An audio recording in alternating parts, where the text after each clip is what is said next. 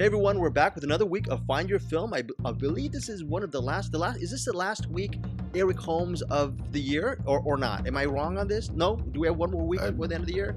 Yeah, this is the last week. I believe it is. Bruce, this is the last week? What is it? December, as we're recording, it's December 29th, so this is the week ending. Bruce, am I correct? The week ending December 31st, 2021. Am I correct on this? You are correct. I bet you while people are listening to this, they're drinking and ringing in the new year because they want us in their ears while they're reveling. Yes, that's a good point. I'm sure by the time this is released or by the time most people are listening to it, it's not the last week of the year, it's the first week of the new year. So happy new year, everyone. Our buddy, and most importantly, fellow listener, and most importantly, our buddy Joseph Bridges says he listens to our Find Your Film podcast when he washes his clothes and does random errands. What do you guys think? Is that the best way to listen to our Find Your Film podcast when you're doing other things? Bruce, multitasking? Well, if he means he's opening a bottle of champagne and washing his clothes, yes, that's a great thing to be doing while he's listening to this.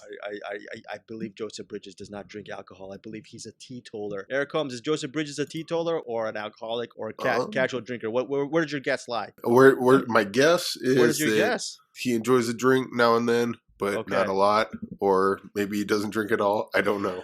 I have no idea. You're wishy-washy. You weren't so wishy-washy last week, Eric Holmes, when you were defending me and Bruce. We had swords out and about for Don't Look Up. That's because I was right about that. I don't know about Joseph. Well, I know that Joseph does 8 balls regularly. 8 balls. Very good. That makes sense. Again, this is there is a point to this reference. Joseph Bridges is one of our buddy and also a member of our Cinematics Facebook group. When you listen to our Find Your Film podcast, it's not just a one and done thing, thankfully, because our 3 brains are not. I don't know if our 3 brains can even fill a friggin' cup. Can we, Eric Holmes? Is our brain power? Is it like as big as a Dixie cup? What do you think? Oh yeah, at least a 12-pack of them. At least a 12-pack of them. No, but the thing is, with Cinematics Facebook group, if you are a member, a couple things, you're automatically entered for a weekly Blu-ray DVD contest that I give away Blu-rays and DVDs to our members. Also, most importantly, there are fellow members who are podcasters as well. I'm thinking of Peter Beta and his crew from Middle Class Film Class. There's Jack Fitzpatrick. He's a YouTube movie reviewer. He has his own channel. What is the name of his channel? Bruce Perky of Jack Fitzpatrick's. Do you remember? Is it Don't Rain on This Parade? Don't Rain on This Parade. That's Crash This Parade. I know it's Parade. I always forget what it's called. Yeah. So there's a bunch of some really cool things. We have over about 525 people right now as our members. Just join up for daily movie recommendations, giveaways. Listen and get to know other fellow podcasters, even fellow writers. My buddy Ben Kenber, he is a freelance writer and he has his own website as well. So some really interesting, most importantly, along with the podcasters and the entertainment writers, bloggers, etc. The heart of the group members they're all cinephiles, and a lot of these group members give away at the end of the month or parts of the month. They give away digital codes for free or just access to their Movies Anywhere accounts to watch various movies. Eric or Bruce, have you actually taken advantage of some of the Movies Anywhere codes or whatever the access and actually claim some of the codes? Do you remember? No, not you, Eric? No. Not yet? No? I've seen them, but I never click on them. You never click? Mostly because I'm afraid if I did, I wouldn't know what to do after I clicked. What about you, Bruce? Have you done I did, what's it, Wild Rose last week. Oh yes, Wild Rose. Again, Bruce, every single week, he reminds me that I'm gradually going senile because I forget so many things. The good thing is I can just keep talking about the same movie every week and you just keep enjoying it. So it makes it easy for me. I don't have to watch anything. Okay, so this is our last week of the year.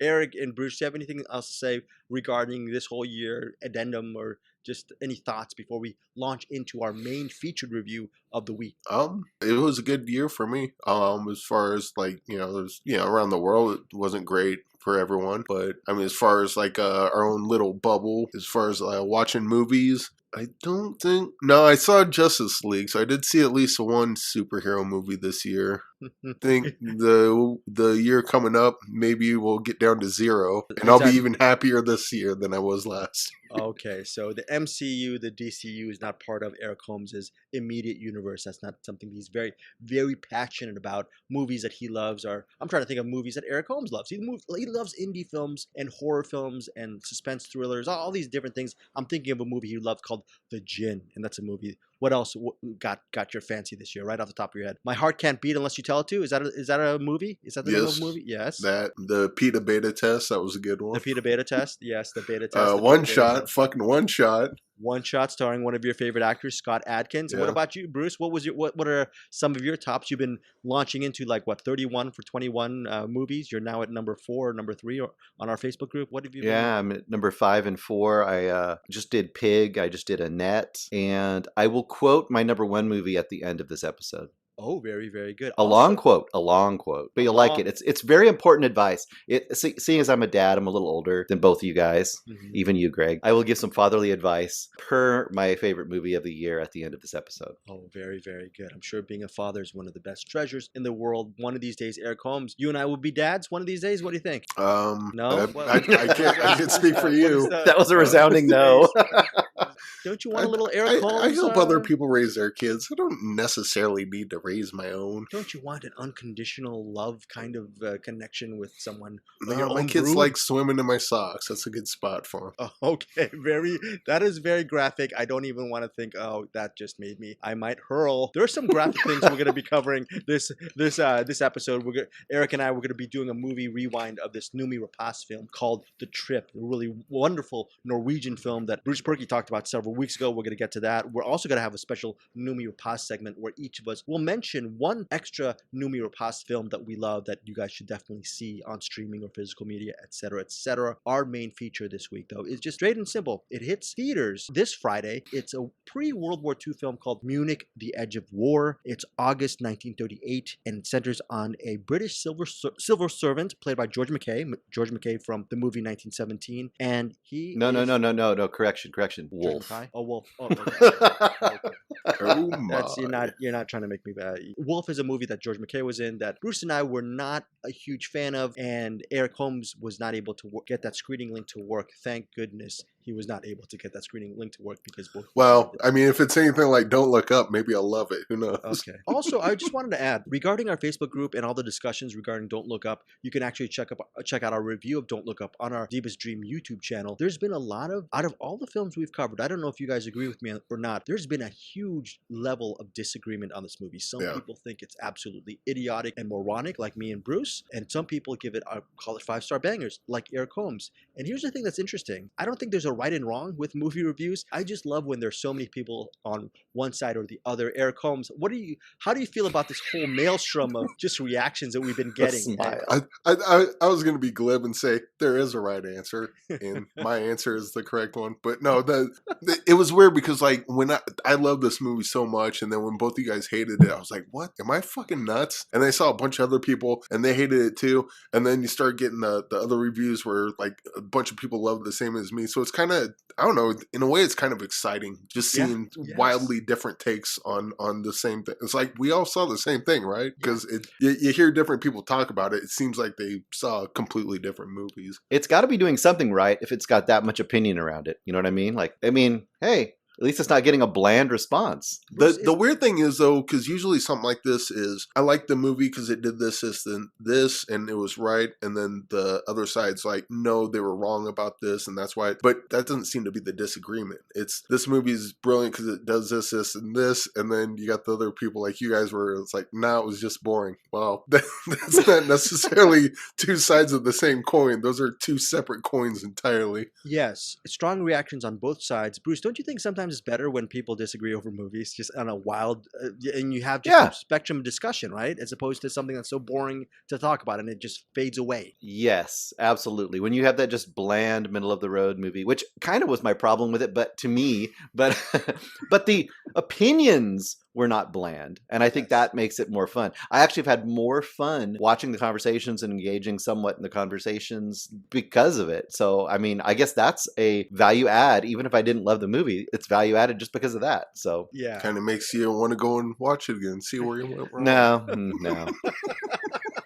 That is so. By the way, if you listen to our last week's episode, Bruce Perky had a very interesting visual sequence on how people should actually will be forced to watch Don't Look Up, and that visual sequence still gives me nightmares. Okay, so anyways, let's get back to this. Munich, The Edge of War. Yes, it's August 1938. A British civil servant played by George McKay, and he's trying to meet a German diplomat in Munich because this German diplomat has a very interesting piece of paper regarding Hitler's eventual plan to take over pretty much most of Europe or all of Europe. And this piece of paper that this German diplomat has may lead to, dire circumstances for everybody. And he wants to get this note to the British civil servant. That is the premise of this movie, Munich, The Edge of War. Can this note stop? Not stop, or will the war start because of this note? Or do you think the reason why a lot of these people are meeting in Munich, Neville Chamberlain, played by Jeremy Irons, he's trying to reach some kind of peace accord with Hitler in Munich. We all know what happens. World War II happens. But so how do you make this movie interesting when the inevitable happened? The note probably didn't make much of a real repercussion. How do you make this movie dramatic? Bruce, how do you make Munich, The Edge of War an interesting movie? Was it a lot simpler than one would think, or is there a lot more layers to this film? It wasn't a lot more layers, I don't think. I think it was about like you described it. I kept thinking of this other movie we saw earlier in the year. Was it The Courier? I think it was called. Yes, maybe. The Courier. Yes, with Benedict Cumberbatch. Yes. And to me, and that had its issues as well. And I don't think this is a horrible movie. The good thing about that movie is I didn't know the story. So I really didn't know what was going to happen in that movie. I didn't know about the characters pretty much at all. And this movie, you're right in the way you presented it, is just a problem is kind of in how do you create the tension. Now, they do a pretty good job in here creating tensions within moments, like they're hiding things and trying to not let people know about things. And the Nazis might find out about things. But the overall tension is kind of, well, we know the war is going to happen. So it's just kind of a how does it happen, I guess, or how doesn't it happen at this point, or what is going to happen in this particular moment in time. I thought it was okay. Thought the acting was okay. It was, we kind of talked about earlier, bland is kind of the worst thing. And this is kind of bland for a spy movie. It's not terrible. It's not great. I did have one major gripe, though, throughout this movie, is that they're in Munich for a good chunk of it with Nazis all around, and they're trying to do things that the Nazis aren't supposed to find out about. But yet they act very, very, very suspicious a lot in this movie. And there's moments where the main character is like looking over his shoulder and running around the streets. And I'm just like, if one Nazi is looking his direction, they're going to be like, what's that guy up to? He's German. Oh, wait. Or he's English and he's hanging out with a German guy. Wait, what's happening? I constantly felt like, why are they not getting found out in what they're doing? So to me, it's middle of the road. It's not terrible. It's not great. If you like spy stuff, you'll probably like it okay. I might have liked this a little bit more than you, Munich, The Edge of War. The one good thing about this is we're going to talk about value added when we talk about the movie The Trip. But this was value added for me in the sense that Jeremy Irons is Neville Chamberlain. The Prime Minister, Britain, really gone down in history as this guy who's basically Mr. Appeasement. And I think this movie really portrayed him in a very flattering light regarding Neville Chamberlain wanted to have this level of appeasement, this peace with Germany, not just because he was a coward. He was trying to ultimately maybe use that peace accord as maybe a year or two standstill to actually prepare for the inevitable war, which was probably on the horizon. So I like the way Neville Chamberlain was portrayed. I had no idea about these peace accords in Munich back in 1938. On a historical level, I learned a little bit about Munich, The Edge of War. But I do agree with you on a lot of points. I would give this movie 3.5 stars. Bruce, would you give this movie maybe 3 stars? Probably 2.5. 2.5 stars. Right in the middle. Like if you like history, you might kind of be interested in it. But if you're not into history or you want something thrilling, it's probably not enough to really get you going. So cool. 2.5 for you, 3.5 for me. Eric, where do you land on Munich, The Edge of War? There was some stuff I liked about it and a lot I did not. Well, first of all, I think I mentioned this to you guys in the messenger. The wife character needs to go. And the wife character in this is the same as the wife character in many movies. That character, the honey, something really bad's happening. You need to not do that. It's like, no. It's like war. It's almost like a character that just brings nothing but artificial tension to a movie that really doesn't need it. Like Bruce said, we know how this turns out for the most part. We know that World War II happens. We know what becomes of Hitler and the Nazis and so on and so forth. Might not know what happens to the main character, which I think adds some tension. Maybe he gets found out and killed. I don't know. But what I don't need is the wife character who is only there to complain to the main character and add artificial tension. Just if you're writing a script and you have that character, take them out. Or leave the wife character and make her a more interesting character. Give her something else to do other than be the person that goes in and complains for no reason. Bruce and Greg, you two, I trust both of you. If you said, Eric, you need to leave Colorado Springs, grab your family, leave Colorado Springs, probably going to trust you. I'm not going to say, all you guys do is ignore me the rest of the week. Especially if we work for the government, right? Like we are close in with them. You should know that we know what we're talking about. There is I get her wanting to get her being worried and maybe maybe even angry, like how oh, you brought us into this, but at the same time it's like, that's your husband. He's telling you to leave. He's telling you to leave right now. And he's in a position where he might know a thing or two about a thing or two. And he says, you got to leave right now. I can't tell you why. Just deal with it and ask about it later. But so there's that. As far as the rest of the movie, there's bits of it reminded me a lot of Valkyrie. I think Valkyrie's a lot better than this. There was some stuff that was really good. There was some good tension here and there. But yeah, that's kind of the problem, because I've seen Valkyrie and it's I got a question for both of you, actually. Did either of you, I had this feeling throughout the whole movie that we were kind of focused on the wrong guy. I found the most interesting story to be his friend who's a German, who starts out as a true believer, and by the time we see him in the spy portion of this movie, he is turned against Hitler. And I thought that story, yeah. I wanted to see that story. I think that was the most interesting story, because the spy stuff isn't super duper interesting. Do either of you feel the same way? I mean, a little bit. I also like Jeremy Irons' character. He was good. I like the idea of that, where this movie takes place. Hitler's not Hitler yet. The Nazis aren't Nazis yet. Like, Hitler's there, Nazis are there, but they're not what we know of them today. They haven't gotten there yet. They're on their way, but they had, and so Jeremy Irons' character doesn't know what's coming yet.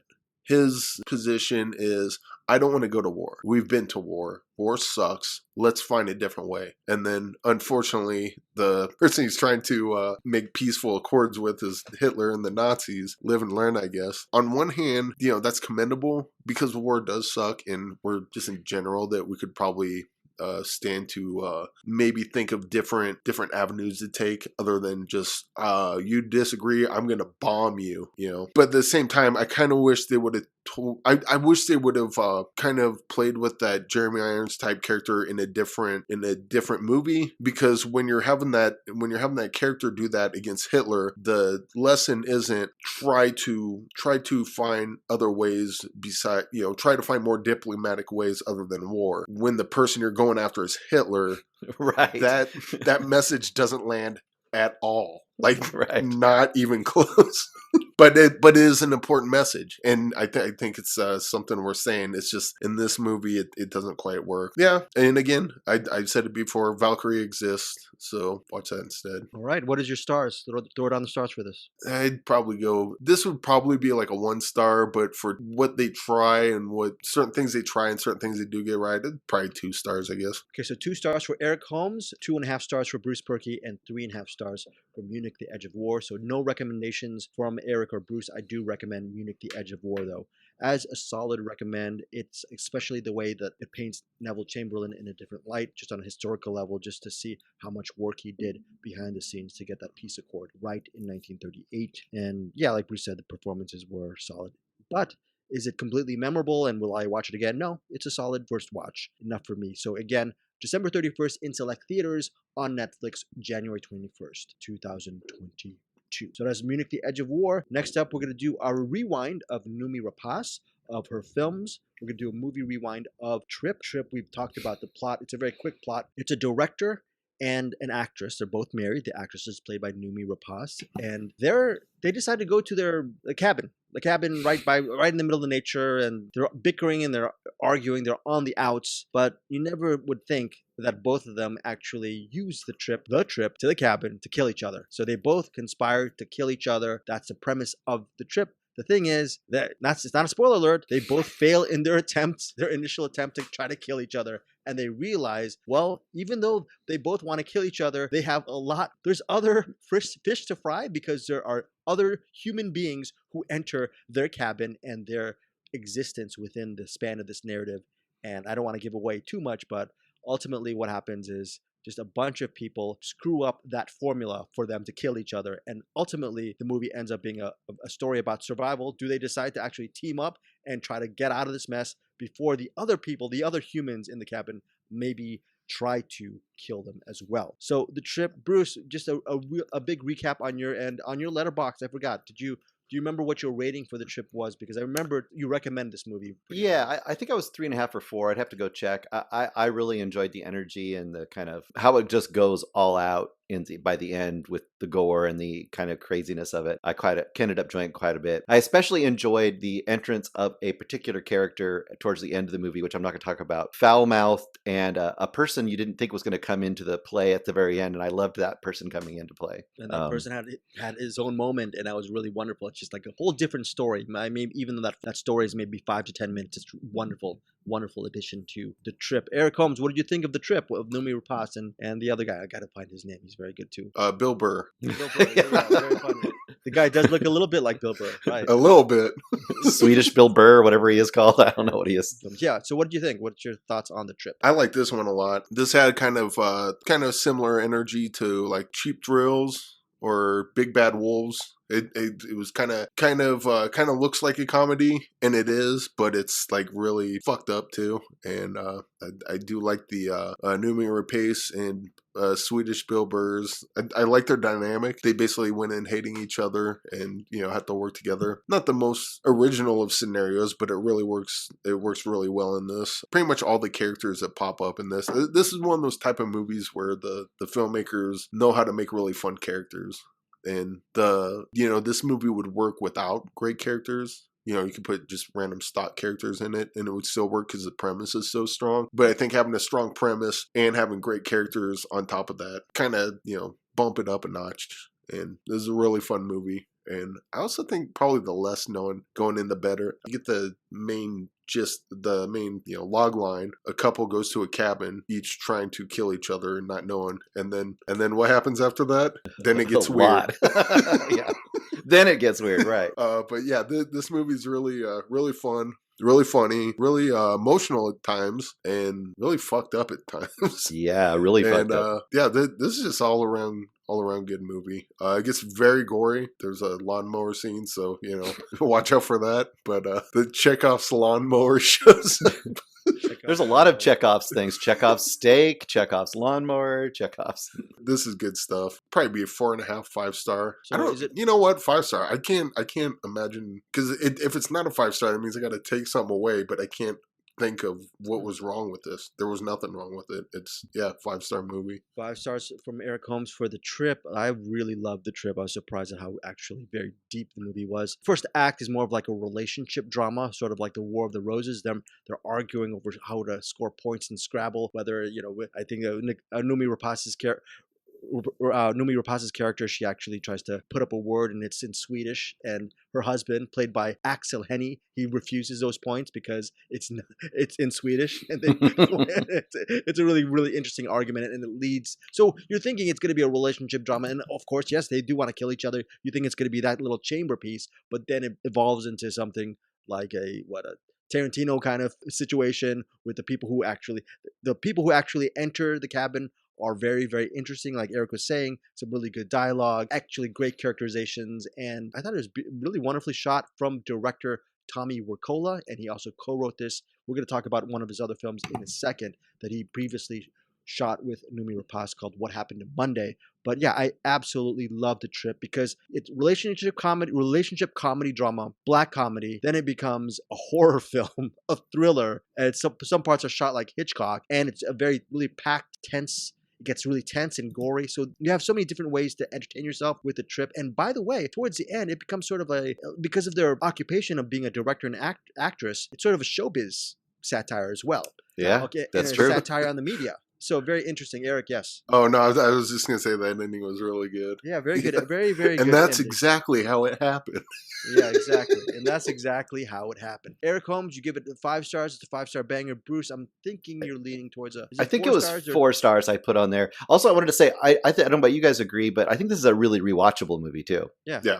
You can definitely rewatch it. We're going to get to rewatches in a second. And I give this movie 4.5 stars. High recommendation all around for the trip. Also, what's really good about it is it's streaming on Netflix. So if you haven't seen, and by the way, my mom, she's 81, she loves the trip. And she said, yeah, it gets a little bit gory. I was going to say, it's a little bit.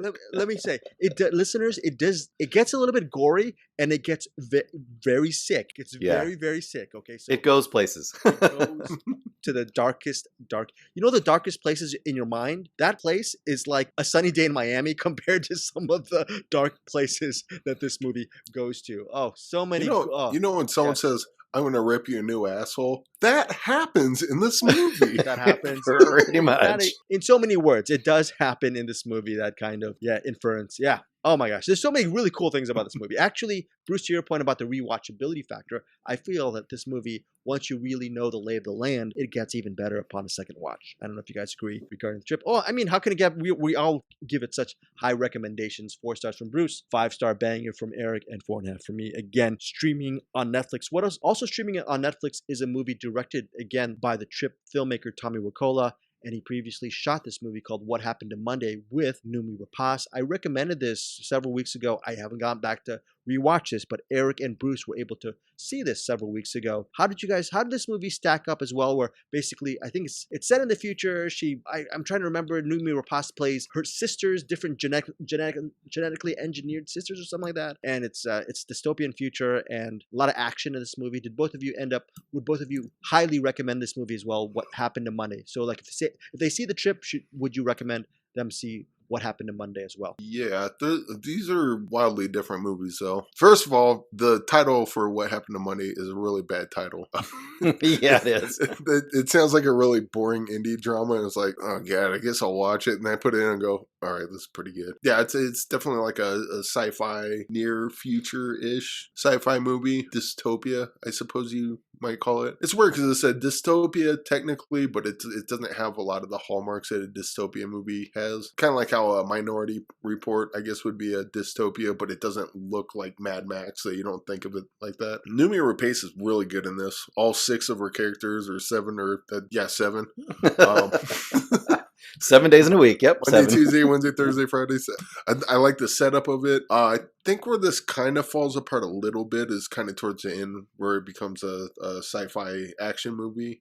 And it's not bad, but I just thought the setup was a lot more thoughtful, and I was into the story a lot more. And then as it kind of goes on towards the end, it lost me a little bit, and then the end kind of brought me back a little more. But I was watching this, and my niece, she had some friends over, and she comes in my room, and what are you watching? Like, What Happened to Monday? And I'm like, what's that? And I'm like, well, you can watch a little bit of it if you want. So her and her friends came in, and they were like on the edge of their seat the entire time. There was a part where I won't say what happened, but they screamed Thursday with joy at a certain point. Like, it's Thursday. And so I can tell you, as far as the 12, 13-year-old girls go, this was a hit, a huge hit. Yeah, this is a fun movie, and I would definitely recommend it. Yeah, also very underrated because she's playing septuplets, right? So there's basically, I don't know, I don't want to give too much away, but she's playing basically different characters. So that's a challenge. Yeah, so all the characters, they're not supposed to have brothers or sisters, let alone twins, let alone septuplets. There's only supposed to be there's a minimum amount of children that you can have, but since they're all identical, Willem Dafoe is their dad, and they let them out one at a time. But they're all air quote the same person. And then there's that one girl, she like breaks her finger gets cut off. Well, if it happens to one of you, it has to happen to all of you. So he's got to go cut all her sister's fingers off so they all look the same. And that was a really good scene too, because like you just saw the pain in his eyes. Like, I don't want to do this, but if I don't, they're going to kill you, and they're going to kill all your sisters, and probably kill me too. So sorry, honey, put your finger out. and that's kind of the world we're in right here. But yeah, this is really good stuff. Yeah, I really love this movie. Bruce, are you in concurrence with Eric and how much you enjoy this movie, or was this a come down from the trip? I know 2 different movies, but... No, I really liked it quite a bit too. Once again, I just echo a lot of the stuff that Eric said. I really enjoyed, first of all, she hams it up to some degree, but it works in this movie because you got like, okay, I got to play 7 characters. I got to give them all like quirks and personalities and all that stuff. And you could tell she was having a ton of fun with it. And then the finger scene that Eric mentioned is kind of the key moment where I kind of turned on this movie, because at first I was like, okay, I kind of see what the setup is. Here's the rules of this world. I kind of feel like I see where it's going. But then once that happened, I was like, okay, well, this movie is going to have actual stakes, which I could see a movie like this being, and I'm not going to spoil anything, but I'm going to say it could be a movie where it's like all 7 sisters have to solve the problem and figure out how to solve the problem. But it doesn't quite work that way. It kind of works that way, but it doesn't quite work that way. And I appreciated when this movie starts turning, it's tougher than you expect it to be. Not to the degree of the trip, but you can see pieces of it in there. You can see that this director is willing to take these kind of movies a little farther than you might in some of these movies. Especially like you see in Netflix, sometimes you kind of get that feeling like, oh, they're not going to take it very far. But this movie has real stakes, and I think that makes it better. And overall, I really enjoyed this movie, and I think it's underappreciated and probably just lost in the shuffle. You know, that big giant Netflix glut of movies out there. And you go buy this, like Eric said again, what happened to Monday? Well, I don't know. What is that? You know, is this like a rom-com? You know, it doesn't tell you anything. And even seeing a blurb about it probably wouldn't tell you enough to draw you in to really understand that this is a really fun movie of this sort. So I enjoyed it quite a bit. I think I'd give it like 4 stars. I liked it. Yeah. I mean, for me, it's like a 4.5 star film. Same with you, Eric, around that range. Yeah, 4 star. I was thinking like, about 4 stars. I can speak for at least 3 teenage girls that Noomi Rapace is their favorite actor. She's awesome. I think the great thing about her, though, is that I think if all her characters were dressed the same, and I could usually tell which character she was being. Like, there's larger differences with certain ones, but other ones there's like subtle differences, but they're all their own character. And I didn't see it as 7 Noomi Rapaces. I saw it as like, you know, Monday, Wednesday, Tuesday, Wednesday, Thursday, you know, so on and so forth. And yeah, she's really freaking good in this. I don't know if this can actually pick up on the mic, but I'm going to play this video. Hold on. Rapace. So Noomi Rapace. Noomi Rapace. Noomi. I've been calling her Noomi Rapace all these years. Her name Yeah. is Noomi Rapace. Oh yeah, we mentioned that before. It was it a made up name, or at least a name that her and her husband adopted? They got Sure. married. They both had separate names, but when they got married, they decided to adopt Interesting. the name Rapace. I don't know if they made up the name or if it's just a common name that they adopted, but I thought that was really cool. Okay, so that is, very, very cool. So that is What Happened to Monday and also The Trip, both Noomi Rapace films that you can definitely check out on Netflix. High recommendations from all 3 of us. Now, let's do like a little bit of a roundabout, very quick recommendations for other Noomi Rapace films to watch. Let's start with you, Bruce. What's that one extra Noomi film that you're recommending? I almost went with Prometheus because I actually like that movie and a lot of people hate that movie. But I think I'm going to go with The Girl with the Dragon Tattoo, the original version. I'd say go with that. Because a lot of people probably haven't seen the original version. They've only seen the Fincher version. So check that out. Okay. Fun thing about the original version is when I first saw it, I was like, wow, this looks like a David Fincher movie.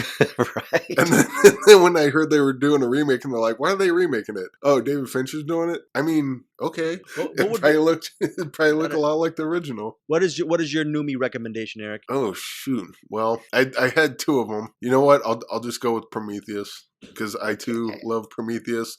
In fact, Prometheus made me like the original Alien even better. So get on you. I'll see what you pick and I'll give you my also ran. All right, so yeah, I love Prometheus. I saw it in the theaters as well. That was not my pick, even though Ridley Scott is one of my all-time favorite filmmakers. My pick is a movie that is actually, if it wasn't for Noomi Rapace's performance in it, the movie would suffer a little bit because it feels like a Lifetime TV movie. Okay. Now, let me give you the plot synopsis for this film called Angel of Mine. Quote, a woman grieving over the death of her daughter loses grip of reality when she begins to think her girl may still be alive. So Noomi Rapace plays a mother. She lost her daughter in a fire, and years later, she believes this girl that she sees, I think from a neighbor or a passerby, or yes, the other mother is played by Yvonne Strahovski. She believes Yvonne Strahovski's kid, who's probably now 8 or 9 years old, is actually her daughter, Noomi Rapace's daughter. So the whole movie, you're thinking Noomi Rapace might be going slowly insane. That is the premise behind this thriller called Angel of Mine, and you're thinking it might be something about how Noomi Rapace's character starts to terrorize the family of Claire being played by Yvonne Strahovski. So that is Angel of Mine, but what's great about that is Noomi is fantastic in this movie, and it's currently streaming. You could actually rent it everywhere, but it's currently streaming on Hulu. If you're a Noomi Rapace fan and you haven't seen this movie, it's a different vibe for her. It's not too much action. It's more of a mystery thriller, family drama kind of thing, and it's really buoyed by her performance. Angel of Mine. What was that other also ran that you would have picked, Eric Holmes? Well, I was going to, if Bruce had said Prometheus, I would have just pivoted and said The Drop. But since I got both Prometheus and the and The Drop. I went with Prometheus only because The Drop, she's good in it, and that movie's really good. But that feels more like a Tom Hardy movie than a Noomi Rapace movie. And like Prometheus is that's totally her movie. They never see you coming, do they, Eric? No. That is, by the way, that is a line from The Drop. They don't mention Eric. They mention another person's name. I love The Drop. That's, again, another good recommendation. Speaking of recommendations, let's get to Bruce and Eric's recommendations. Bruce, what is your recommendations for this week? I kind of went into old school movies, so this should be fun and different for people who haven't seen these movies, which I'm guessing is a fair amount of people. The first one I have is called The Mill of Stone Women. You can see this on AMC Plus. You can see it on Shudder. Arrow, if you have Arrow streaming. I believe Arrow just released a really deluxe version of this on Blu-ray as well. The Mill of Stone Women. Now, what is this movie? It's 1960, directed by Giorgio Ferroni. Ferroni, yes. So I think he's Italian filmmaker, but this takes place in Holland. The best way to describe this to me is, or for you guys, is it's somewhere between Hammer and early Bava.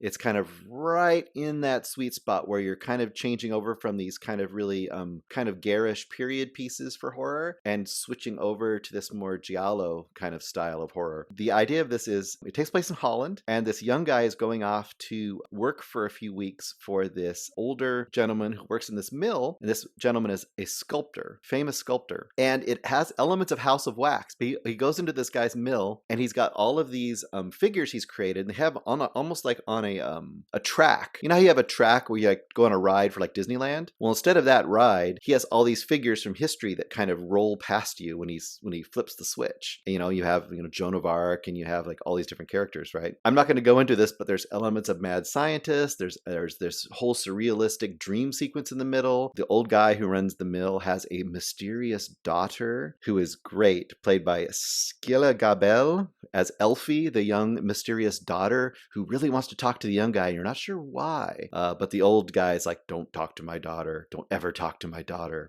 So it's just got all those elements that you like in those old Hammer movies. It's moody, colorful, crazy lighting. Campy or not? It's not intended to be campy. It's intended to be. It's intended to be serious. It does have some campy elements, but it's an unusual version of movies from that era because it's not a straight ahead. It's not a straight ahead like vampire kind of movie. It's not vampires or anything like that. It's not a straight giallo killer movie. It's kind of somewhere in the middle because, like I said, there's elements of Mad Scientist, there's elements of House of Wax. If you kind of understand those kind of movies, then you kind of get a feel for it. Kind of very gothic. I love the look and the feel of this movie. It's a lot of fun. If you like that style of movie, I think it's something you might have missed that you'd enjoy. And when I watched it, I reached out to our friend from Luz the Flower of Evil. I always have trouble with his full name. Juan Diego Escobar Azate. Yeah, it's very good. Thank you. And I said, "Have you ever seen this?" He goes, "Oh, yes, I love this. They have a brand new Blu-ray version of it. Are you going to send it to me for Christmas?" I said, "I wish. I don't have that much money." So he was well aware of this movie. So that one I would say definitely check out if you like that kind of stuff. Now, sorry, Bruce. Mill of the That's Stone right. Women, like Bruce said, AMC Plus. It's available on Shudder, and like Bruce said, it's available most likely on Blu-ray on Arrow. And I believe Arrow has its own streaming service as well, which is I think it's an Arrow Plus streaming service. But again, it's Mill of the Stone Women. Very interesting pick from Bruce. Yes, go ahead. And I would say that's a 4-star for me. 4-star. 4-star. I would say it's not for everybody, but if that's your flavor and you like that era of movie, you would probably enjoy it. The other one I did is one I've been meaning to see forever. It's really hard to find. It's only showing on Flix Fling, but you can also find it on YouTube. So I don't know how official that is. This is a great title for a movie. Love it. Yes. 4 Flies on Grey Velvet. This is one of the very early Dario Argentos. This is one of his 3 animal giallos. So, of course, he had Cat o' Nine Tails, which I haven't seen, which I'm adding to the box. Of course, I have seen Bird with the Crystal Plumage, but 4 Flies on Grey Velvet has been on my list for like 40 years. I've always seen the picture, a lot of different posters for it. One of them was always this eyeball with some flies on the eye. And I always thought, okay, I want to see this. So I finally got around to seeing it. Dario Argento, we don't have to say much about him. We all know who he is at this point.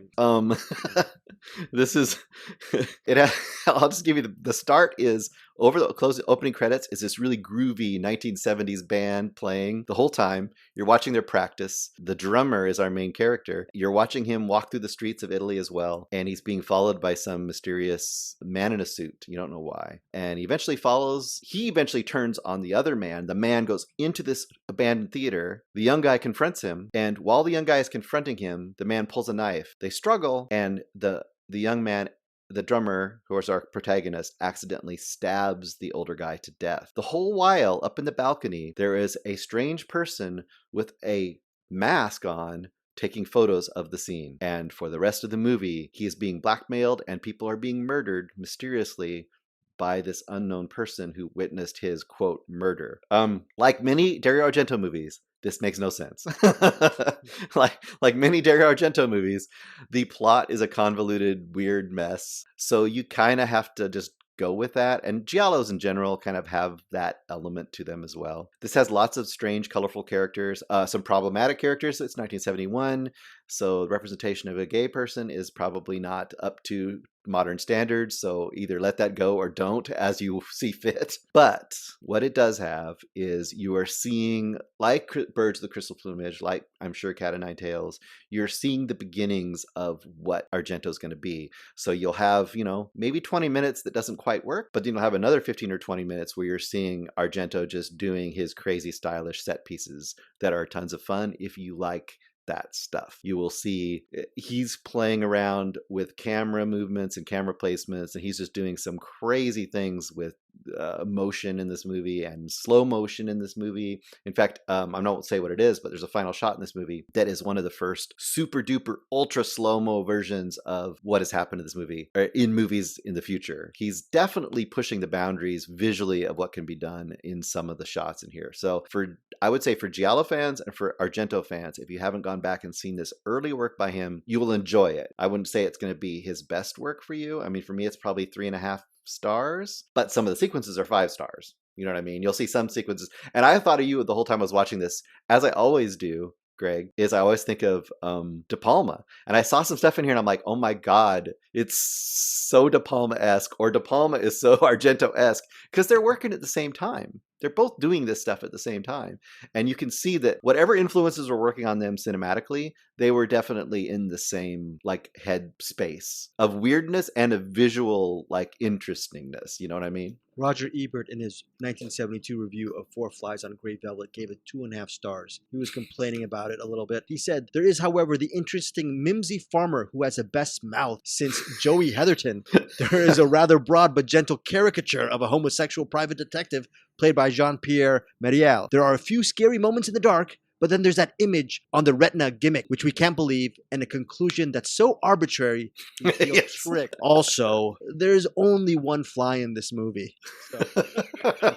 He's kind of not wrong, but he is wrong that there are definitely some really awesome sequences visually in this. And it's got that whole retro 70s vibe, the scenes. Oh, I was going to mention also, there's early special effects work by Carlo Rimbaldi, which we've mentioned before. Carlo Rimbaldi, if you don't remember, he created E.T. And then within a year, he also created something that's in Possession, which you haven't seen yet. So Right, Possession, which Bruce has been, he's been all about it for the last year plus on Possession. By the way, Bruce, you did order that. You have that DVD, right? You have that DVD? I do. Blu-ray. Yeah. Blu-ray. And how much did it cost you? How much did it run you again? I think it ended up costing me about $27, but that one goes for a ton now. And I think they're about to re-release it on a 4K probably, because it just went to the theaters this fall. So it's getting out there. You'll probably see it come across the stores here in the next couple months. Very, very cool. Good recommendations from Bruce. Again, Four Flies on Grey Velvet, 3.5 stars, and 4 stars for Mill of the Stone Women. Those are his recommendations for this week. Now we are off to Eric Holmes. Give us your 2 of the week. All right, I guess we'll start with the Naked City, the 1948 Jules Dassin joint. And I know we talked about this last time, Dassin. Jules Dassin, or you pronounce it 2 ways. In America, stateside, it's Jules Dassin. If you want to sip your cappuccino, if you want to actually have a nice, wonderful aperitif before the full course, and you're in Europe, you're going to call him Jules Dassin. I think it's Jules Rapace. Well, anyway, at the beginning of this movie, the narrator breaks a fourth wall and says, "You're watching a movie directed by Jules Dassin." I'm like, I'm going to say it. I'm just going to go back and say it the way I have been. Voiceover narration by Ethan Hawke in an Amy No, Ferrara no. film. Okay, Let's see. I'd have to look it up, but yeah, the narrator, like the very opening thing, is like. Written by Albert Maltz and Melvin Wald and directed by Jules Dassin. I'm like, well, there we go. This movie's a what do you call it? Procedural. Yeah, procedural. This doesn't have the see. After watching Tokapi, Rafifi, and Brute Force, I'm waiting for that.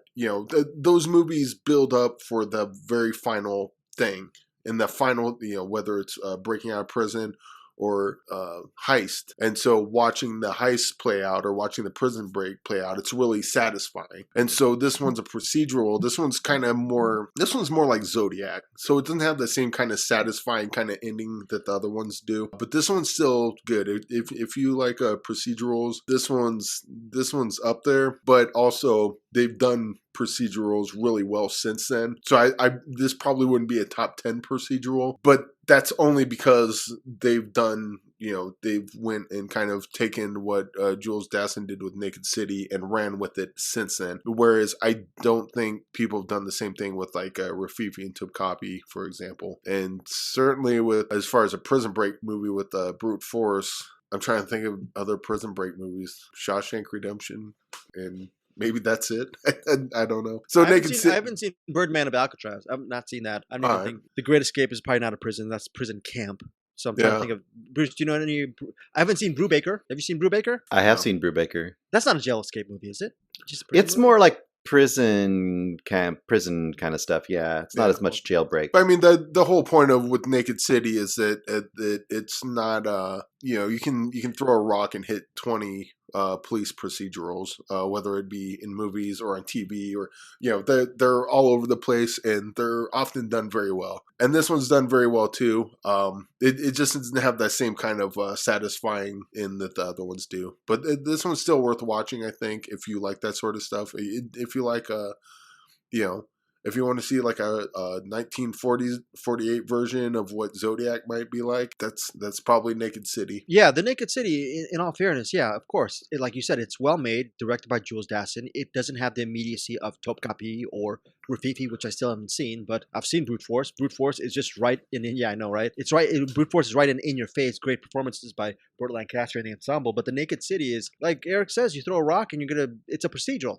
Among many procedurals, but it's shot in black and white. It's set in New York, and like Eric was saying, it's 1948. So what's great about this, and this lends itself to the brilliance of Jules Dassin, or Dassin, is not many procedurals before the Naked City. So if you are a huge fan of the procedural genre, you go to the granddaddy, grandmama of them all, and that would be the Naked City. So it gets an immediate upscale as far as the review, meaning like first person in the room, and that would be Jules Dassin and the Naked City in 1948. It's pretty much setting the foundation of all those procedurals that are to come. So yeah, I'd probably give this. I really want to give this 4, but I probably have to give this one 3.5. And that's I hate doing it, but that's only because it's they've done so much better since this has come out, and so it's hard not to compare it with recent procedurals. But it's still worth checking out, and I believe you can find this on HBO Max. Currently, you can find it on HBO Max. It's probably available on DVD, Blu-ray, maybe even on YouTube. Who knows? Probably. I saw this movie maybe about 7-8 months ago. From my recollection, I would give it, just based on the 5-star rating, I'd give it 4 stars based on what I previously said about the upscale. 3.5, 4 stars, but that's in the range. But I would land it right on the 4. It gets that 4 over the 3.5 stars for me because I'm a huge fan of the actor Barry Fitzgerald. He plays Lieutenant Dan Muldoon in the movie. He plays the most colorful character in the Naked City. He's pretty funny. He's the boss of the whole department, but he doesn't act like a boss. He's a guy who's just very, very smart and calculating in a good way. And his Q&A of this slimy dude played by Howard Duff in this movie is very, very good. So very good stuff. You've seen these kind of movies a million times before, but again, this is one I really give high marks because of the first person in the room aesthetic, just as probably Bruce is giving high marks to the Dario Argento film because the plot is nonsensical, but you give upscales to the set design, the production design, and most importantly, the visual prowess of someone like Argento. Here, you give an upscale, a review from me regarding just the brilliance and the way to predict the future of cinema or storytelling via Jules Dassin's storytelling. So, Bruce, Eric, any final thoughts on The Naked City? You have another recommendation coming? Yeah, another recommendation. As far as Naked City, I would give it a shot if you like procedurals. It's a really good one.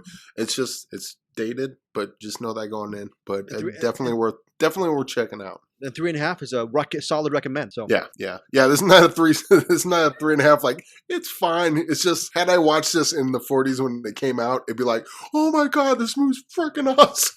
Yeah, right. But as it is, I'd still check it out. The other movie I saw was a 2019 joint. By the way, I'm so glad you saw this one. Directed by Dassin Daniel Creton, Cretton. That's Rapace. Dassin Rapace. And this Jules is Dassin Rapace. This is Dassin Daniel Creton. And I guess didn't him and it was written by him and Andrew Lanham, who Yes. I guess they both wrote and directed the new Shang-Chi. I did not see it, Yes. but this one's not about superheroes. This one's about Michael B. Jordan plays Brian Stevenson. It's a world-renowned civil rights defense attorney. Brian Stevenson works to free a wrongly condemned death row prisoner. Now, I don't know, I can say for a lot of the courtroom stuff, there's some stuff that kind of rubs me as made up for Hollywood sort of stuff that wouldn't exactly fly in an actual court. But it gets the point. This is more of an emotional story than a this is how courts actually work kind of story. They're in Monroeville, I guess, where Harper Lee grew up, who wrote To Kill a Mockingbird. And this, at least the way it's portrayed in the movie, a lot of the people in this Monroeville are very, very proud of Harper Lee, and they're proud that this was the groundwork of To Kill a Mockingbird, which was a huge civil rights piece of art that changed the world and changed, was a positive change in civil rights. Yet everyone in this town is completely racist, and so much so that many of the people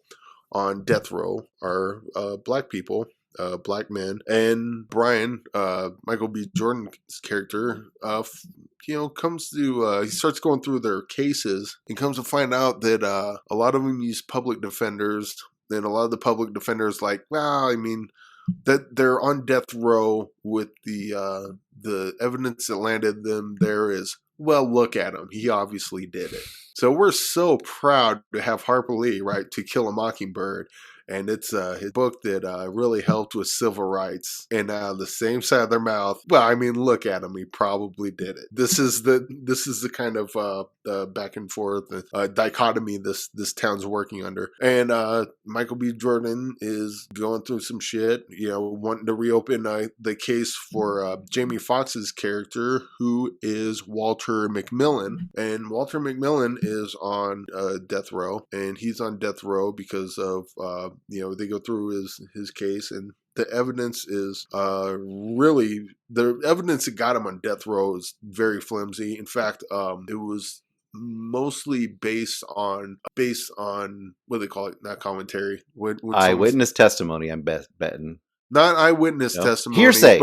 But definitely hearsay. But testimony from Tim Blake Nelson's character. And Tim Blake Nelson's character was going to be on death row, but they decided to not put him on it if he would testify against Walter McMillan, because Tim Blake Nelson's a white guy, and we can put him in life in prison, but we need to get this black guy on death row because, Harper Lee wrote this book that was very important to civil rights.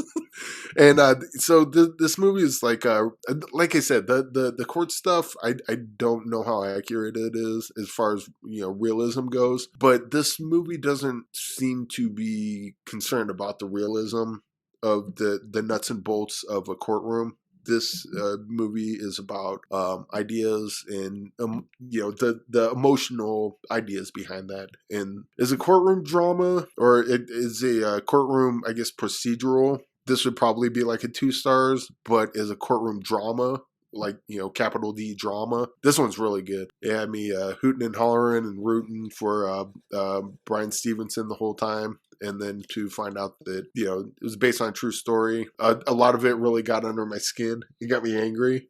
For all the right reasons. I was going to say, this doesn't sound like a movie that would trigger you at all, Eric.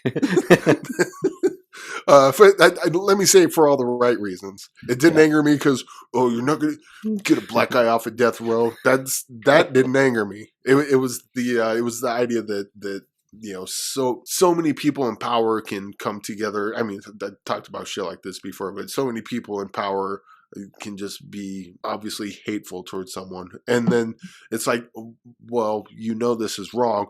Do I know it's wrong? And Michael B. Jordan's character is so good at, you're fucking with me, right? Quit fucking with me. You're fucking wrong. It's like, I don't know what you're talking about. I was like, yeah, whatever, cool. We're going to file a motion. Go fuck yourself. And then just leaves. I'm like, fuck you. Yeah, this is, I'd probably have to give this 4 stars. Just because I get drunk and watch this and it triggers me, but in all the right ways. And I'd watch this one again for sure. So Just Mercy is a 4-star recommendation from Eric Holmes. I saw Just Mercy a couple of years ago. I'd give it did you see Just Mercy? I have not seen it, no. Yeah, solid film for me. I'd give it a 3.5 as far as the recommendation goes. Eric Holmes, that's one of his recommendations for this week. One of the things about that made me, that I think it's just really worth watching. You have the performances by Michael B. Jordan. You have the performances of Jamie Foxx, A-list actors doing A-list work, all that stuff. Interesting story, real life story about Bryan Stevenson. The thing that really made me watch this movie is the performance of Rob Morgan. We mentioned Rob Morgan in Don't Look Up. Right. He's my favorite actor. Along with he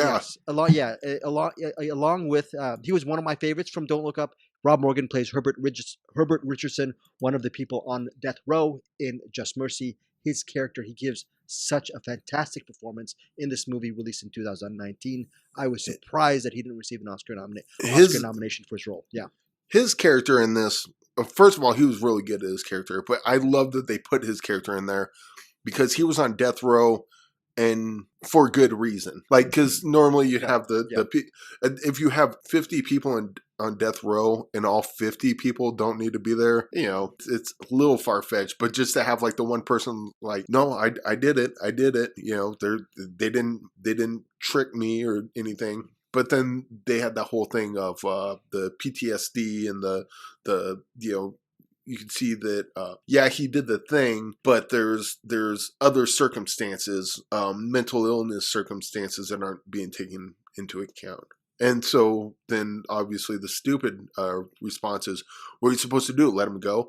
No, you get him mental help. And this goes back to police aren't good at figuring this shit out. Like, there's better ways to go about things other than, well, they did a thing, we got to kill them.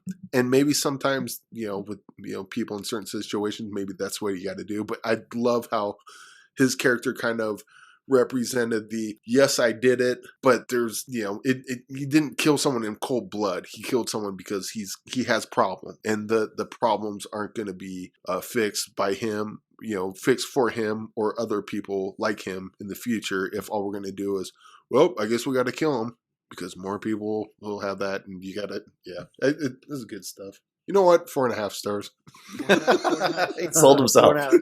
Where did you see this again? Where's it located right now on streaming? Oh, nuts. I want to say Amazon, I believe. Amazon, or no, maybe I saw this on HBO Max too. It was currently streaming on Cinemax Go. You can stream it there, but mostly you'll be able to rent it via Apple TV, all those different services where you can rent it. Definitely worth watching. 2 hours and 17 minutes, rated PG-13. Again, solid work from everyone involved, including a favorite actor. I'm looking at I'm looking at Rob Morgan's IMDb right now of all his movies. I think that one of the things I got to do before next year's over is just basically watch all of his films because he is fantastic. Bruce, Eric, did you ever see this movie Bull? He did back in 2019. Did we cover that on the show? I don't think so. Bull in 2019. It is fantastic. He plays in 2019 Bull, Rob Morgan. So if you liked Rob Morgan in Don't Look Up and in Just Mercy, I highly suggest you see this movie called Bull because he is front and center. He is the lead. And I think what's frustrating for me is Rob Morgan should be a lead actor, period, in more films. Okay, so I was thinking, was he really Bull in Night Court? no, not Bull in Night Court. Okay, so Oh shit, he was in Brawl Cell Block 99, Mudbound. yeah, Oh, jeez. Cutthroat City, a whole bunch of movies. Okay, so we're Yeah, done this with our guy's- recommendations for This this guy's week. in some Bruce has a bangers. big thing with the Dean Koontz wallet watch with the what's in the box. What's in the box with the Dean Koontz wallet watch? What's the big news you got for coming for 2022? How do you want to rejig your segment? Well, I'm not doing much different to it. It's not that big a news. Well, first of all, we can't even talk about it until something's happened, I don't think. Something's happened? What's in the box? What's in Well, the I box? mean, Pete hasn't dropped the beat yet, so... Oh, wait. Is Pete going to come here right now? Because this is Christmas. He should be. Oh, wait. I think. What does Pete do every week, Eric? Hey yo, Pete, drop that beat. Who's in the box? Oh, what's in the box? You lie! No! What's in the fucking box? Sorry, Pete. I forgot you. So I thought of a slight revision for the What's in the Box this for the next year. Definitely, I want to take all the submissions just like I always have. But to even put more into the box, I've always am thinking of things. I'm sure everyone else has done this too. There's always those movies as we're talking, like, oh my gosh, I've never seen that movie. Add it to the box. I've never seen that movie. Add it to the box. So what I'm going to do is, as I come across movies that I've always wanted to see, and for some reason or another I haven't, I'm going to put them in the box. But like The Drop, I haven't seen The Drop. I wrote it down as we were talking. I'm going to put The Drop in the box. And you're going to put Bull, my pick. Yes, I need to add Bull. I see I'm getting too many things already in the box. You can watch it on Hulu. Bull, Bull. And we're going to That's a still do, wonderful- once a month, we're going to do the Dean Koontz Wallet Watch. But I thought what I would also put in the box, and it'll be one of many, many, many things in the box. So it will be pretty rare. But if you are a listener out there who wants to have your name in the box, if I pick your name out of the box, just literally your name out of the box, that means not only do you want to assign all of us a movie to watch, if you so want to be, and we'll advertise this on Cinematics and stuff, if you want your name in the box, just your name in the box, and I pick your name out of the box randomly one week sometime during the year, that week you get to pick a movie for all of us to watch, and you get to come on during that segment and talk about it with us. I don't like Jeff Dassin, Chad Wilfong. Who else? We're on Angie Clark. I don't like having people on the show, even though they're our friends. We love Angie It's okay, Clark, Greg. Jeff Dassin, You'll survive. Chad Wilfong. Who else? Who else did we have on? We had your friend Eric. What's your friend's name? Who's an author? Yes. We had? Rick. Yeah, Rick. Yeah. No, I say no, Eric. What do you say? No, I don't want any friends. I don't know what. Yes. Yes. I'm kidding. Of course, Bruce. Keep on going. That's good. Great. idea. That's pretty much it. So this box is going to be full. It's going to have all the stuff I've always wanted to see. I just never, and as I think of it, I'll drop it in there. The stuff you guys suggest, like always. And if you want your name in the box for that special week, if you get picked out, your name can go in the box. Oh, very, very good. And yes, and I don't know anyone who would want to spend time with us to talk about movies, but hopefully you're wonderful people like Angie Clark and Chad Wilfong and Jeff Basson. That'd be really, really cool to have. Or Brad Finney. Remember when he had Brad on too? Yeah. So that'd be a cool thing. We haven't had Andrew Martin, Andrew Martin, Joseph we haven't- Bridges, we haven't. Peter had a lot of that. Beta could be in there. Tyler Noe could be in there.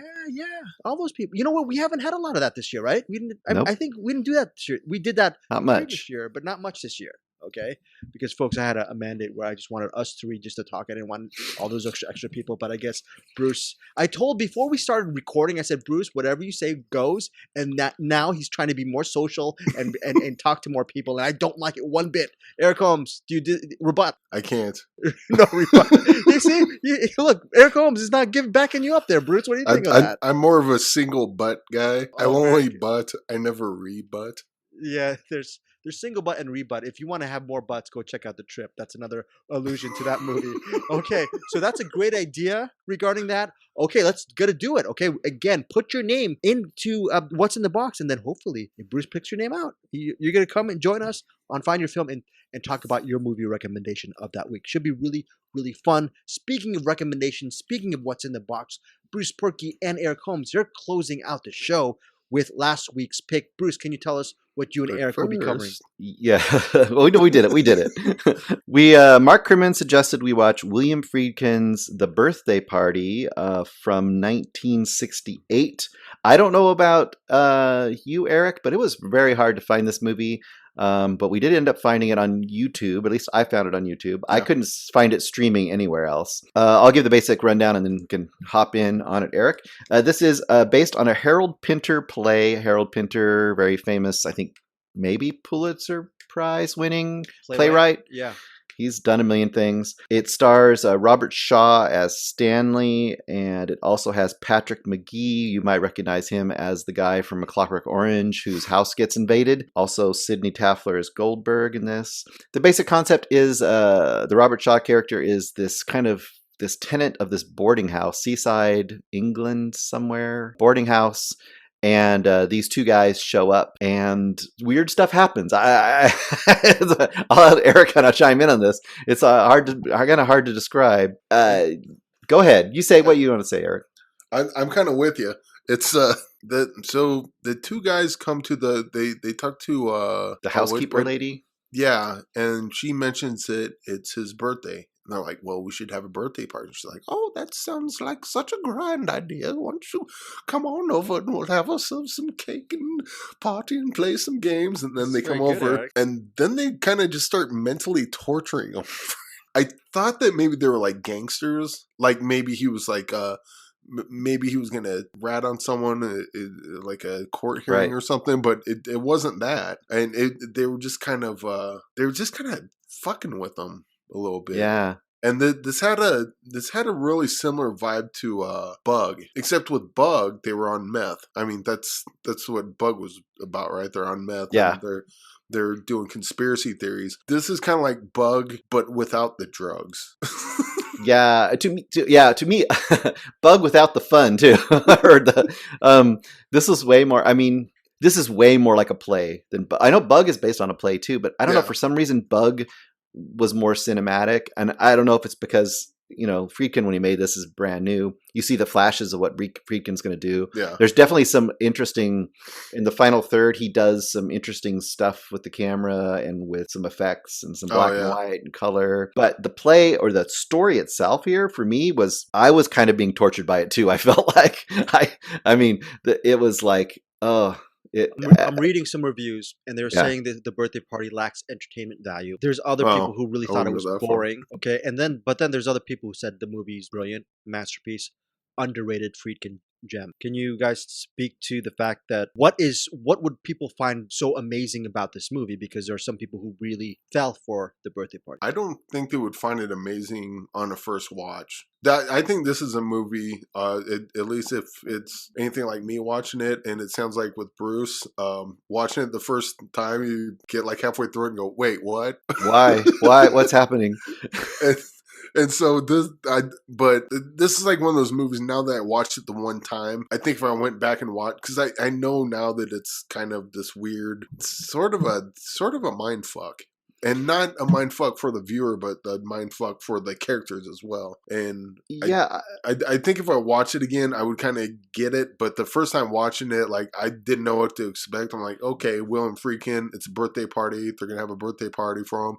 There's these nefarious characters coming in, and I'm lost. Wait, I'm lost. I don't know what's going on. I don't. I think that tell me what you think about this too, but I think that this is way more a Harold Pinter movie than a William Friedkin movie, because I think that what overpowers this movie is the script and the play. So I think that you have to get into the rhythm of that and not be thinking so much Friedkin, because Friedkin he's directing it, but I mean it's the script. Yeah. And I think the biggest thing about this is, and I think kind of what you're getting at too, Eric, is these people don't act like human beings. Like they talk, it's almost like everyone is a stand-in for an idea, or like it's almost like it's all symbolic on a really high level. And I don't quite get it. It doesn't quite work for me, but maybe if I knew more about what it was trying to do, I would get it more.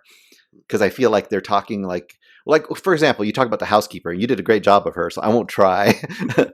But all she does in the whole movie is things like, oh, would you like to have some, cornflakes? Oh, did you like those cornflakes? How were those cornflakes? Did you hear about the paper? Was it good? What did you think of that? Oh, that was very nice. Oh, you're a very nice fellow. Wasn't he a nice fellow? It's stuff like that the whole time. And then each character has their own weird way of communicating with the world, and they're all disconnected, and you're like, what the hell is going on here? I don't understand.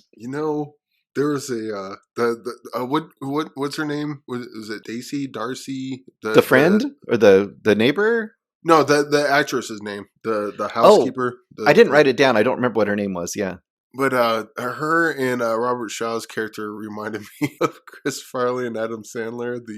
Kind of. Oh, Mario's Steakhouse says it's the finest steaks in town.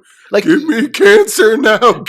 You could almost imagine this becoming Monty Python. You know what I mean? A Like little bit. Almost, but it's not funny. It's like it kind of is at certain points though, because it's just the absurdity of what's going on. It's relentless. And the weird thing is, it like on its face, like if you just I'm trying to think of something really absurd, and I can't think of anything. And we want to watch a bunch of movies like that. Okay, loony porn, and this is gonna be one of the times I don't shit on it, but loony porn. Loony porn, you pick to a random spot in it, and you're watching. Go, this is absurd. You can see the absurdity of it. With this, you cut a 2-minute clip out. It doesn't seem absurd, but it keeps going. It keeps going, and so you watch it as a full thing. It's like, this is okay. I think there's a lot more comedy to this than maybe I suspected going in. But that's why I'm thinking I kind of want to watch this again, because now that I've seen it and now that I know what to expect going in, I think I can appreciate more of what it has going for it. Whereas just going in cold was probably a big mistake. Kind of rough, yeah. I think this is one of those movies I think would help if you knew what you're in for. Yeah. Or at the same time, maybe go in cold and just be as baffled as we are, and then, watch the whole thing, be baffled, and go, okay, I know what to expect now, and then go watch it again, and then you can watch the movie for what it is. But yeah, this is a strange one. Okay, so this movie was suggested for What's in the Box from Cinematics member Mark Crimmins, who has very, very good taste in cinema. Really interested to see. I should have seen this movie. Can't wait to actually. My bad. I should have seen The Birthday Party again. Released in 1968, directed by William Friedkin, based on the play by Harold Hinter. Eric Holmes, Bruce, Perky. Throw down your stars on the birthday party. Come on. Do it. See, it's hard. I can't. Come on. I mean, okay. Take out William Friedkin. I'm going to have to say 2.5 stars. I can't not recommend it, but I can't really recommend it because I can't say I enjoyed it. I was perplexed by it. Sometimes it was torturous. Sometimes it was intriguing. So kind of like what Eric's saying, I could see this going either way depending on how you come to it. So I can't fully recommend it. I can't say it's terrible. Okay, 2.5. Eric, I'm gonna go 3 stars with the caveat that on a rewatch, this could go up to like a 4, 4.5, or it could go down to like a 1.5. Okay, very, very good. I was gonna say this. Okay, this is a weird but good comparison. The movie The Wolf House, that really weird animated thing I talked about way back when, could be absolutely confounding to somebody and just torturous. And I think that one actually is improved by knowing what the hell it's about. And now it still might be terrible for some people, but for some people it will really improve it. I think this is similar. I feel like someone smarter than me needs to tell me, oh, this is all about the bourgeoisie, whatever. It's about something. This is the whole thing's a metaphor for politics in Russia in 1922. I mean, it might be something like that. And when I finally knew it, I'd be like, oh, now I can actually enjoy this. I feel like this is one of those kind of movies. We need to, Greg, you need to pull some strings and get William Friedkin on the show so he can tell us what. Bruce and Eric, here's your problem. You're stupid. And here's what the birthday party was about. I can't do a good William Friedkin. That's more Jack Nicholson than. And am I wrong? Could be like a giant, the stereotypical joke, a blank and a blank and a blank walks into a bar. Yeah. This is almost could be a weird version of that. Yeah. I guess this gives away stuff. Maybe. Probably not. But the Not really. scene where he just keeps opening his mouth. You see that? What was that? That I was have so all my weird. teeth. That was I so have all my weird. teeth. You know why? Because they do exactly what they tell me to all the time. Look at that. You see that? I have all my teeth. It's blowing my It's mouth. because I'm not. It's not because I'm a self-made man. I'm not a self-made man. Greg, this is a weird followed movie. Okay, so the birthday party suggested again by Mark Crimmins, very, very weird. And shout out to Mark Crimmins for actually recommending a Friedkin film, because that's how we started out our Find Your Film podcast. When we did director spotlights, we did William Friedkin was our first choice. Before we get to our What's in the Box choice this week from Bruce Perky, I'm gonna actually read something. I'm gonna read something from our Cinematics Facebook group that was just posted by our buddy Ken and fellow member Ken Cunningham. I'm reading right now verbatim. I said I would report back. Quote, I said I would report back. I did end up enjoying this movie being Phantom Thread. So Ken Cunningham just watched Phantom Thread. But it wasn't until the final 10 minutes until the movie fully had me. I also see why Greg loves this movie so much. He is Woodcock, driven by his work. A perfectionist, can't stick to one lady. All right, that is Ken Cunningham's review of Phantom Thread. And you know what, Ken? Let me tell you something, buddy. Nailed it. Okay, Eric. Well, maybe. Well, it just lets me know that I can cook you breakfast and you're going to eat whatever I make you. I don't know if I see a specific thread. Bruce and Eric, do you see a specific thread on? I can't see it. It's a phantom. I can't. It's a phantom. Very, very funny, Ken Cunningham regarding. I'm just glad at least that you really enjoyed it. Phantom Thread, 5 stars for me. Eric Holmes, how many stars for you? Phantom Thread. It's up there. Probably Right. 4.5. I like Phantom Thread Love a it. lot. And Same. Phantom Thread was one of those, when I saw the previews, I was like, I watched it. I love the concepts and the ideas in there. Okay, Bruce, yours. 4.5. 4.5. Oh, very, very good. I'm so glad. Better than Anderson's review of Phantom Thread. Okay, so Bruce, what is in the box? But Eric does it better. Box. All right. What's in the box? Very Our good. suggestion this week is from... box. We won't have a suggested person for every time this week. It's from Brian O'Connell. By the way, my son has told me he has seeded the box with some movie and he just laughs. He won't even tell me what it is. I don't know what he put in there. Brian O'Connell has suggested Alaskan Nets. Alaskan Nets, like in general, like we should go out and purchase it on Amazon. We got to start. We got to start fishing. We're gonna hit one of those boats. Yeah, don't use those bullshit Maine nets. Go up and get the Alaskan ones. Alaskan Nets. So is this a real movie? Yeah, Alaskan Nets, directed by Jeff Harasimowicz. Do you remember what Brian O'Connell's previous recommendation, which you guys both saw, which I did not? Do you remember what his recommendation was previously? That was the what the fuck's his name? The 80s movie. Oh, was it Tough Turf? Tough There you Turf go. was Yeah. good. Brian has all these really interesting recommendations, but his all-time number one movie is this film called Seven Samurai. By the way, folks, I saw Seven Samurai. I rewatched it over the weekend as part of the Christmas holidays. It's one of these things that I really, really love. Seven Samurai. Obviously, that's an obvious recommendation. 5 stars. Yes, Eric Holmes for 7. Did you guys know that Die Hard is a samurai movie? That's very funny. We're not going to talk about that topic about Christmas movies or Die Hard. I'm glad that you mentioned Die Hard and Samurai in the same sentence. Very, very good. Speaking of which, Die Hard to Samurai is Bruce Willis to Last Man Standing, which Last Man Standing is to Yojimbo, which Yojimbo is to Akira Kurosawa. The circle continues moving around. Yes, Eric, you have some thoughts? And Last Man Standing is also a sequel to Streets of Fire. Yeah. Or prequel. Very, very, very good. As per usual, before we get... also, I wanted to really mention our Find Your Film family. Me, Eric, Bruce, we're going to also be part of Cinematics once a month. Every first week of... so check out Cinematics. Every first week, we're gonna talk about the first 2 movies of every month that we're really waiting to see. As you know, me and Anderson Cowan, we do monthly previews of films we want to see. We do 1 episode per month. But, as a way to promote this Find Your Film podcast, and we're going to actually transfer some of our stuff and talk about and just join Cinematics once a month, because Anderson's a good buddy of ours, and it was nice. It was nice for him to do that, and that'll be... Are you looking forward to that, Eric? Just being part of the... Yes? Cinematics? Yes. A really interesting listenership. Ooh, Bruce, I should get the same? Am I the same here on Find Your Film, or do I make do I have some kind of affectation with the birthday party when I'm with Anderson Cowan? Am I different? Am I different with Anderson Cowan than I am with you? I think that was the character you played when we role played the game that Eric made, but sure. But I did just think that I need to get Anderson in the box. I need to find out if I can put Anderson in the box because, you know, Is this no a one puts reference- Anderson in the box. Is this a reference to the trip, Bruce, that we're talking about? Because this is, folks, whatever you do, we have a lot of great recommendations. Please see the trip so you get some of these jokes. They're all corny dad jokes, but they're fun enough. Before we go, final thoughts from you, Eric Holmes? Die Hard is a wonderful dance movie, and everyone should check it out. Yes, Die Hard is, by the way, Eric, I'm so old. I saw Die Hard in the theaters. As per usual, Bruce Perky, we're sending it out the show with some final thoughts. Yeah, I have a little bit of a long one today. Speaking of dad jokes, I have some dad wisdom for you guys. I have to quote something for you.